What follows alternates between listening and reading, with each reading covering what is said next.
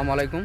আজকে অনেক দিন পরে কলমাকান্দা পাঁচগাঁও চন্দ্রডিঙ্গা পাহাড়ে আসলাম। একটু আগে বৃষ্টি হয়েছে, যার কারণে পাহাড়ের সৌন্দর্যটা অনেক সুন্দর লাগতেছে।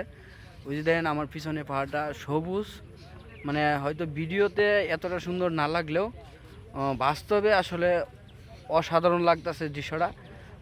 বৃষ্টি হওয়ার কারণে এই সৌন্দর্য আসলে আমরা দেখতে পারতেছি। তো আপনাদেরকে যদি দেখাই, যে দেখেন এইদিকে হচ্ছে মানে পাহাড়ি কৃষিক্ষেত, আর এটি হচ্ছে মনে করেন কলমাকান্দা পাঁচগাঁও চন্দ্রডিঙ্গা পাহাড়।